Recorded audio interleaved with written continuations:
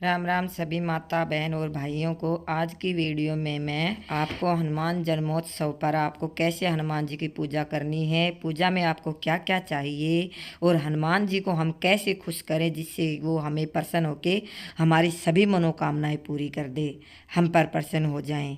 तो आपको मैं उपाय भी बताऊंगी दो, वो आप करना। आपके ऊपर हनुमान जी खुश होके आपकी मनोकामना जरूर पूरी करेंगे। हनुमान जन्मोत्सव एक बड़ा महापर्व है। इस पर हनुमान जी को आप खुश कर लेंगे तो आपके राम भक्त हनुमान आपकी सभी मनोकामनाएं पूरी करेंगे, हर संकट से रक्षा करेंगे। तो आइए जानते हैं। हनुमान जन्मोत्सव हर साल चैत्र महीने की पूर्णिमा तिथि के दिन आता है। इस दिन बजरंग बली की पूजा होती है। धार्मिक मान्यताओं के अनुसार अगर इस दिन सच्चे मन और सच्ची श्रद्धा से बजरंग बली की पूजा की जाए तो दुखों का अंत होता है, भूत पिशाच निकट नहीं आवे, महावीर जब नाम सुनावे। यह सब बातें तो आप सभी ने सुनी ही होगी। इसलिए जब भी कभी संकट आए, भूत पिशाच की बातें आए या फिर आपके ऊपर कोई बाधा आए तो सिर्फ हनुमान जी को ही याद किया जाता है। तो देखिए, इस साल हनुमान जन्मोत्सव 2 अप्रैल को मनाया जाएगा। चैत्र पूर्णिमा की यह तिथि 1 अप्रैल 2026 7 बजे से शुरू होगी और 2 अप्रैल 2026 को सुबह 7:41 तक रहेगी।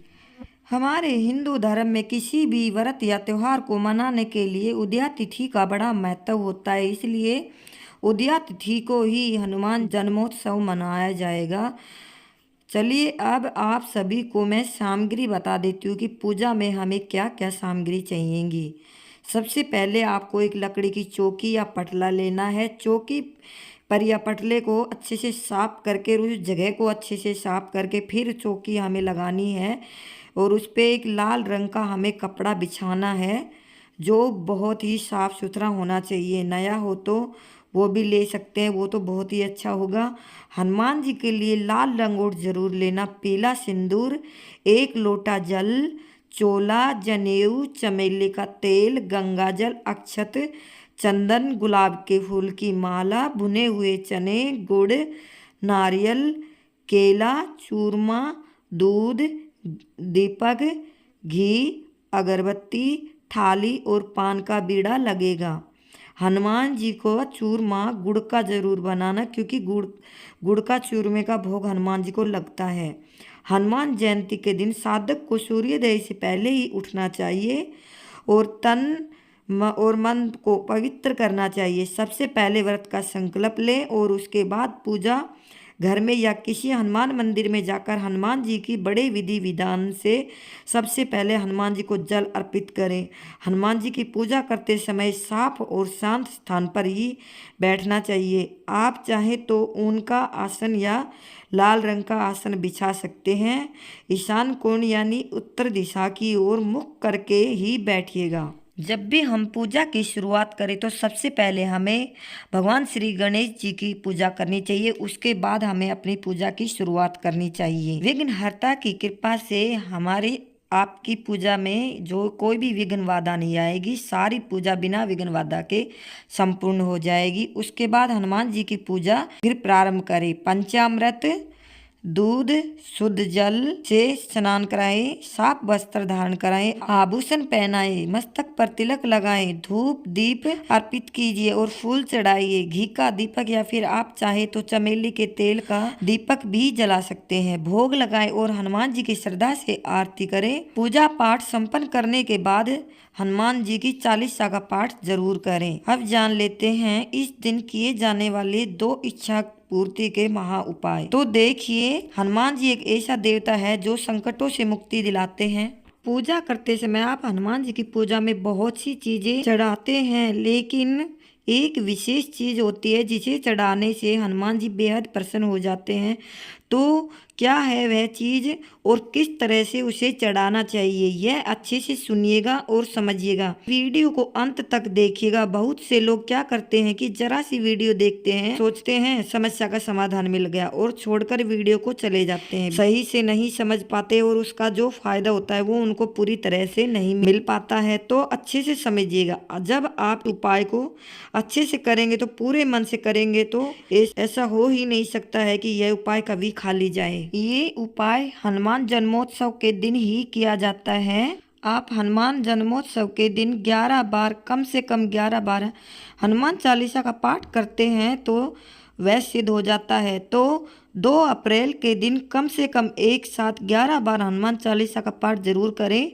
और अगर इतना समय नहीं है तो फिर आप हनुमान जन्मोत्सव के दिन ही संकल्प ले कि आने वाले 11 दिन तक मैं लगातार ये हनुमान चालीसा का पाठ हर रोज करूँगा या करूँगी, और 11 दिन तक लगातार इस संकल्प को आप पूरा करना, यानी कि हर रोज एक बार हनुमान चालीसा का पाठ कीजिएगा। हमारे जीवन में जब भी कोई संकट आता है तो हनुमान चालीसा का एक ऐसा पाठ है जो सभी संकटों से हमें मुक्ति दिलाता है। ये संकल्प आपको पूरे 11 दिन तक करना है, यानी कि हर रोज करना है। लेकिन इसके कुछ विशेष नियम होते हैं और कुछ इस प्रकार से हैं। जब भी आप किसी विशेष मनोकामना की पूर्ति के लिए संकल्प लें हनुमान चालीसा का, तो किसी को भी न बताएं। नहीं, अगर आप बता देते हैं तो इससे जो आपका पूरा फायदा है वह नहीं हो पाता। तो किसी को बिना बताए कोई भी उपाय जब आप करें तो पूरे तरीके से गुप्त तरीके से ही करना चाहिए, तभी वह चीज फलीभूत हो पाती है। और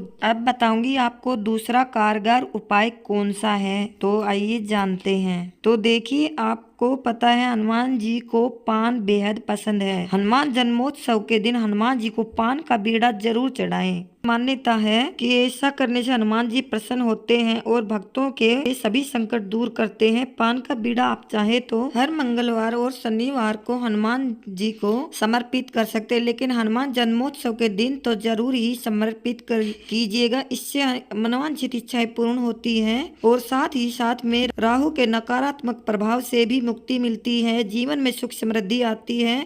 शनि की 7.5 में भी बहुत आराम मिलता है और राहु का जो नकारात्मक प्रभाव है उसे पूर्ण तरीके से मुक्ति मिलती है। हनुमान जी की पूजा करने से सभी संकट टल जाते हैं। हनुमान जी को खास करके पान में केवल कथ, गुलकंद, सौंफ, खोपरे का बुरा और सुमन कतरी डलवाएं। पान में चूना, तंबाकू या सुपारी का इस्तेमाल आपको नहीं करना है। इन चीजों का भी ध्यान रखिएगा। या फिर आप चाहें तो 2 इलायची और उसके अंदर 2 लौंग डालकर भी चढ़ा सकते हैं, या फिर आप चाहें तो 11 पान के पत्तों की माला भी हनुमान जी को समर्पित कर सकते हैं। या इसके अलावा आप चाहें तो आंकड़े के पत्तों की माला बनाकर भी हनुमान जी को समर्पित कर सकते हैं। आंकड़े के पत्ते पर जय श्री राम लिखकर और बीच में उनके पुष्प बीच बीच में लगाकर सुंदर सी माला पहनाकर भी आप हनुमान जी को पहना सकते हैं। बहुत ही शुभ माना जाता है। तो यह थी हनुमान जयंती से जुड़ी हुई संपूर्ण जानकारी। अगर आप सबको मेरी दी हुई जानकारी अच्छी लगे तो फ्रेंड्स वीडियो को लाइक करें, चैनल को सब्सक्राइब करें और कमेंट में जय श्री राम, जय बजरंगबली जरूर लिखें। राम राम जी, धन्यवाद।